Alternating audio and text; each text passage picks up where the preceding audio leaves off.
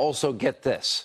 Congresswoman Ocasio Cortez tonight is also out there promoting her radical green agenda and using this summer's heat, imagine that, heat in summer, as evidence of climate change. You can't make this up. Take a look. Because a lot of times people will say, climate change doesn't affect me as we're sweltering hot in the middle of D.C. summer. In New York, we're about to, when I head back to New York, we're about to land in one of the biggest heat waves that we've had in very recently. We're about to hit 110 degrees this summer this weekend in New York City, and it's only July. May get cold in August, who knows? Wow, weather changes. I'm shocked. Here with the reaction, Fox News contributors Karl Rove and former governor Mike Huckabee. All right, both of you guys have been in a lot of elections, and I'm listening to all this, and I'm watching all of this, and the new Green Deal and the new leadership of the Democratic Party. How does this play out? Governor, we'll start with you tonight. Well, David Axelrod is half right when he says that this is exposing just how socialist and how far to the left the Democratic Party has become. It's not the Democratic Party, even a Barack Obama. And they're going to have a hard time selling this to America, especially the part of America that lives somewhere between the two coasts. So good luck with that, Democrats. You have just taken a sharp left turn right off the California coast, swimming in the Pacific. Hope that works out well for you. You know, Karl Rove, I see one big influence on the 2020 Democratic presidential hopefuls. They've all adopted some version of the new Green Deal, which we know means no oil, gas, no combustion engine, everything's free. Eventually we get rid of cars, planes, and cows. I don't know if that's going to sell. Maybe I don't know that much about politics, though. Well, I don't think it sells, and I think neither do Democrats, which is why when the Senator McConnell, the Republican leader of the Senate, brought the bill up in the Senate floor, Chuck Schumer attacked him for doing so, calling it a stunt. They don't want to be forced to vote for it. But isn't that amazing? We have these 4 young freshman members who are exerting an enormous influence over the Democratic Party. And as I said in my column in the Wall Street Journal today in reference to AOC, they're unusually shallow.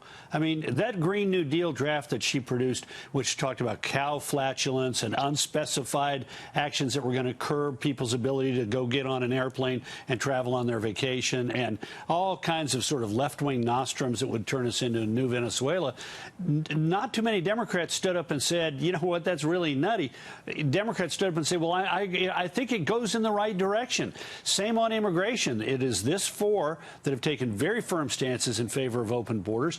I wrote my column today about Ocasio Cortez coming out last week for the abolition not only of immigration and customs enforcement, but the entire Department of Homeland Security. And where are the graybeards inside the Democratic Party who say, no, that's too extreme, we're going to reform the agency? No, they're keeping their mouths shut because they don't want to be on the other side of the so-called Justice Democrats that the squad represents, the sort of left-wing fringe of the Democratic Party. You can add free health care for illegals, and then we can add during birth and after birth infanticide by way more Democrats than I ever thought possible in my lifetime. And then we can add to it, everybody seems afraid of them, Governor. Well, people aren't that stupid. I mean, you've got to be really stupid in order to believe that somehow everybody's going to get free education, that open borders are going to make America a safer and a better place and less expensive to live in, and that somehow we can take vacations to Hawaii by swimming there rather than taking an airplane.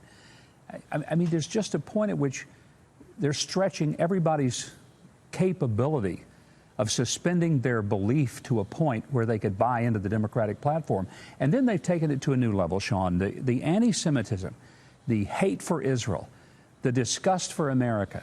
I think that's simply the most dangerous thing of all. The other stuff is silly, but this is serious stuff. When you show that level of anti-Semitism that these 4 have shown, and you show no capacity to appreciate what America has done. America's not a perfect place. I'll be the first to admit there's a lot of things we ought to fix.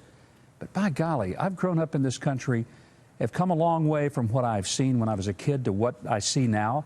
Have experienced a lot of the blessings of this country. And I don't think these four represent the optimism, the hope, and the Let me ask resilience Karl Rove of the this last America that many question. of us have lived in. Let's look at the people of North Carolina last night, Karl.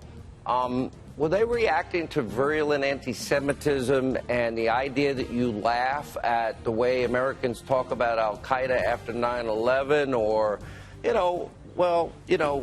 wanting leniency for 9 people that wanted to join ISIS and all the other anti-Semitic remarks? Do you think maybe they hear that and they're disgusted? Because that's what I sense. Well, I think that's part of it. I think, though, it's the whole package. They look at them and sort of are bewildered that people in the United States Congress could be so far left and so antagonistic to our free enterprise democratic system. And in there is a lesson.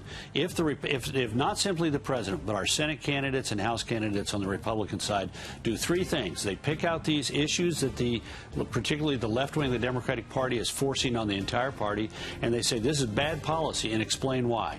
And then say, here's why it's not in keeping with our values. And finally, the most difficult thing, say, we on the center right of American politics, the conservatives, have a better idea. If we do those things systematically, we'll be in good shape. The president did it in that speech. I thought, we saw it in the State of the Union address when he sort of foreshadowed this. America is not a socialist country. He had a pretty deliberate, pretty focused indictment of the squad, as they call themselves.